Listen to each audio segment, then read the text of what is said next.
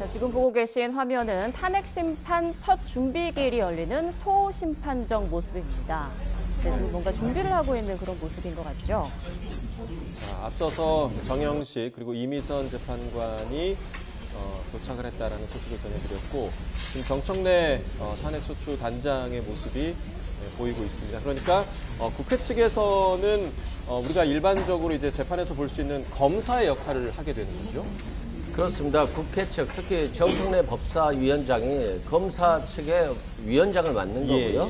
거기에 뭐 김희수 전 헌법재판관 그리고 뭐 최기상 국회의원 판사 출신이죠. 지금 현역 민주당 국회의원이고요. 그리고 뭐 김진아 변호사, 장순욱 변호사 그리고 조국혁신당의 박은정 의원, 이분도 검사 출신이었고요. 또 개혁신당의 천하람 의원, 그리고 또 변호사 출신이죠. 아무래도 법리에 밝은 분들이 이 헌법재판에 참여했다라고 보시면 될 것 같고요.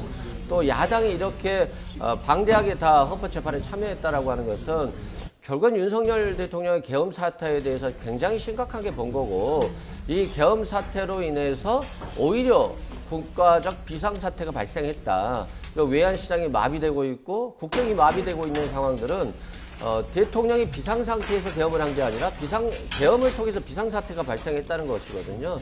그래서 국회 소추단 입장에서 보면 신속하고 정확하게 윤석열 대통령에 대한 심판을 해야 된다라고 하는 측면에서 전문가들로 촘촘하게 짜여졌다라고 보시면 될 것 같고요. 오늘 또 상대방 측에서는 준비기일 공전을 원하겠지만 일단 국회 소추단이 원하는 재판 준비안 사항에 대해서는 헌법재판소에 적극적으로 먼저 선제적으로 청구할 수 있는 그런 날이 되지 않을까 싶습니다. 네, 일단 질서 유지와 소란 방지를 위해서 변론기일 생중계는 지금 안 하기로 한 상태라고 하는데 지금 시작 전의 모습을 좀 보여드리고 있습니다.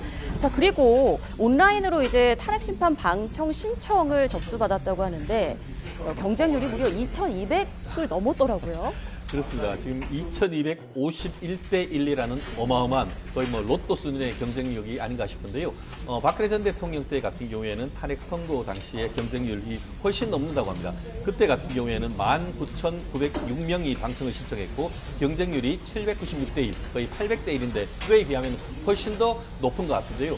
그만큼 이번 비상계엄에 따르는 국민 개개인에 미친 영향이 크다 보니까 그만큼 국민들의 관심도 더 큰 것이 아닌가 싶은데 결국 이 부분도 전산으로 무작위로 추첨을 하는 그런 부분이지 않을까 싶습니다. 결국 이 부분과 관련해 가지고는 그만큼 국민의 관심이 높다라는 부분이기 때문에 윤석열 대통령 측으로서도 이와 같은 그 방청객 숫자 자체만 봤을 때도 상당히 어떤 그 여론의 압력을 받을 수밖에 없는 그런 상황이기 때문에 오늘 변호인들 지금 그 화면에 나오는 걸 보면은 소추단 측 같은 경우에는 변호인 자리가 꽉 찰 정도로 지금 그 변호인들 측이 굉장히 많은 그런 모습을 보이고 있는데 그 반면에 윤석열 대통령 측 같은 경우에는 대통령 본인은 출석하지 않은 것은 뭐 당연한 것이겠지만 변호인이 3명밖에 없는 상태에서 어떻게 그 3명들이 이런 그 많은 그 소추단에 대해서 일일이 대응할 수 있을지 그 부분도 우리가 주목을 해야 될 부분이 아닌가 싶습니다. 네, 자, 그러니까 지금 변론 준비기일 지금 진행이 되고 있는 상황이고 지금 저희가 보여드리는 화면 같은 경우는 이전에 이제 준비 과정에서 찍힌 그런 화면들을 보여드리고 있는 건데 지금 대통령 측의 기일 연기 신청을 받아들이지 않기로 했다라는 소식이 방금 좀 들어왔고요.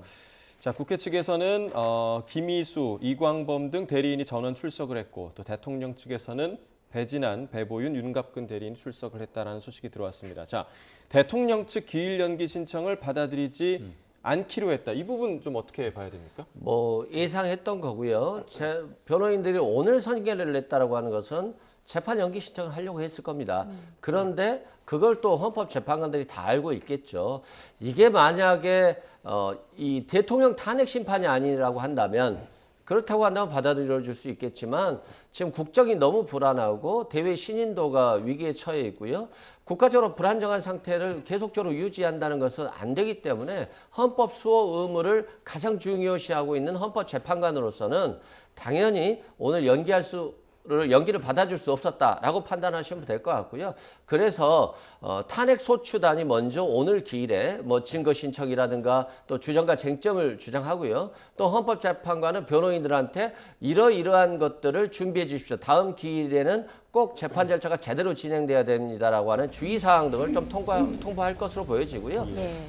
그리고 나서 이제 차회 준비 기일은 아마 신속하게 빠르면 다음 주 정도도 충분히 가능할 것으로 보여집니다. 저 말씀은 뭐냐면은 지금 그 윤석열 대통령 측 대리인이 이 오늘 재판장에 두 가지 서류를 냈다는 겁니다. 하나는 변호인 선임서, 예. 그리고 또 이번 오늘 변론 재판 기일에 대한 연기 신청서, 이 두 가지를 냈는데 예. 이 변론 연기 신청서에 대해서 오늘 재판을 그대로 진행합니다라는 결정을 했다는 것이거든요. 오늘 준비 기일을 말하는 그렇죠. 건가요? 오늘 준비 절차 기일에 대한 연기 신청을 했었는데 예. 그 연기 신청에 대해서 그것을 받아들이지 않고 오늘 그대로 재판을 진행하겠다. 그렇게 해석을 하시면 될 것 같고, 말씀드린 것처럼 재판부로서는 신속한 재판에 대한 의지를 밝힌 그런 부분이기 때문에 어쨌든 지금 변호인의 입장도 상당히 고려하겠지만 그럼에도 불구하고 재판에 적극적으로 응해달라라는 그런 당부를 할 가능성이 전 높지 않을까 싶습니다. 그러니까 네. 대통령 측에서는 오늘 변론 준비 기일도 원래는 연기하고자 그렇죠. 했다는 거잖아요. 그 말씀이 그러니까 예. 신청을 했기 때문에 그에 예. 대한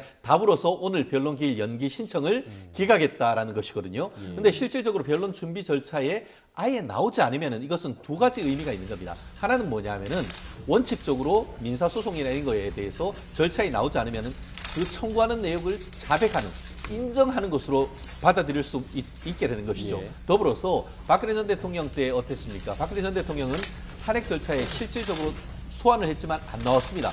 그러니까 탄핵을 결의를 하면서 헌법 수호 의지가 없다라는 취지로 선고를 하면서 박근혜 전 대통령에 대한 탄핵을 밝혔습니다. 그러다 보니까 오늘 만약에 나오지 않을 경우에는 재판장님, 그 어떤 헌법재판관님들에게 윤석열 대통령이 정말 헌법을 수호할 의지가 있느냐에 대한 의문표가 생길 수 있는 그런 부분이다 보니까 어쨌든 오늘 그 연기 신청을 했지만 그걸 받아들이지 않고 결국 대리인을 통해서 준비 절차에 출석했는 그런 상황으로 해석되지 않나 싶습니다.